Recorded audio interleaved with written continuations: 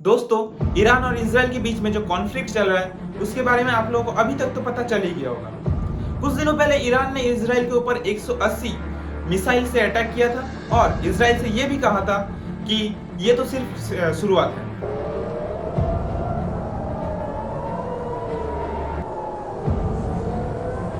लेकिन आखिर इन सब की शुरुआत कहां से हुई और इंडिया को किसका साइड लेना चाहिए, आइए जानते हैं आज की इस वीडियो में।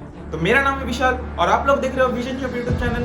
So let's start the video. सबसे पहले जानते हैं कि ईरान ने इजराइल के ऊपर आखिर हमला क्यों किया। तो इन सब में इजराइल का कहना यह है कि 1 अप्रैल को इजराइल ने सीरिया के ऊपर जो अटैक किया था उसमें ईरान के 7 कमांडर्स मारे गए थे, जिसमें हिजबुल्लाह भी मौजूद थे और ये सब उसी चीज का बदला है। और इजराइल के ऊपर हमला जो हुआ था ईरान के द्वारा वो ये पहली बार नहीं है, बल्कि 13 अप्रैल को भी इससे कहीं ज्यादा बड़ा हमला हुआ था इजराइल के ऊपर, जिसमें लगभग 300 बैलिस्टिक मिसाइल्स का यूज किया गया था। खैर, ये जो इजराइल और ईरान का वॉर है ये एक बड़ा रूप ले सकता है, क्योंकि इजराइल ने भी कह दिया है कि ईरान मस्ट बी पे फॉर इट। और ये जो वॉर है ये आगे जाकर एक वर्ल्ड वॉर या फिर एक रीजनल वॉर का रूप ले सकता है। लेकिन इन सब में इंडिया आखिर किसको सपोर्ट करेगा, क्योंकि इंडिया हमेशा से एक न्यूट्रल कंट्री रहने की कोशिश करता आ रहा है। क्यों? क्योंकि इंडिया एक इंपोर्टर कंट्री है और फूड, ऑयल और वेपन्स के लिए हमेशा से ईस्ट और वेस्ट के कई कंट्रीज के ऊपर डिपेंड रहना पड़ता है। और ईरान और इजराइल के इस वॉर में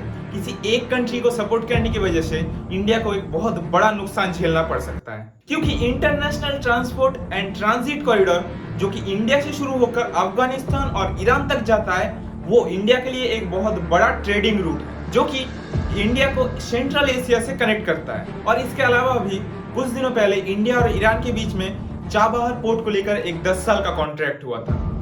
और ईरान से रिश्ता तोड़ने का मतलब है मिडिल ईस्ट और रशिया से रिश्ता तोड़ना, जिसे तोड़ना इंडिया के लिए बहुत मुश्किल काम है। लेकिन वही दूसरी तरफ अगर इंडिया इजराइल के अगेंस्ट जाता है तो अमेरिका इंडिया के ऊपर सैंक्शंस लगा देगा, जिसकी वजह से इंडिया ना ही अमेरिका से कोई वेपन्स खरीद सकता है और ना ही कोई जेट प्लेन्स, जो भी इंडिया के लिए बहुत ज्यादा नुकसानदायक हो सकता है, क्योंकि आज भी वेपन्स के लिए इंडिया अमेरिका के ऊपर ही डिपेंड करता है। ऐसे में किसी की भी साइड लेना और दूसरी तरफ से दुश्मनी करना इंडिया के लिए बहुत ज्यादा मुश्किल है, क्योंकि एक तरफ ऑयल का प्रॉब्लम तो दूसरी तरफ वेपन्स का। ऐसे में इंडिया सिर्फ ये कर सकता है कि अपने सेल्फ डिपेंडेंट होने पर ध्यान दे। खैर, इस रिलेटेड अगर कोई भी न्यूज सामने आता है तो वो हम आप तक जरूर पहुंचाएंगे। उम्मीद है आप लोगों को ये वीडियो पसंद आया होगा।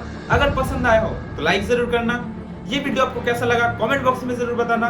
ऐसी और वीडियोस को पाने के लिए हमारे इस चैनल को सब्सक्राइब कर देना। मिलते हैं किसी और वीडियो में। जय हिंद।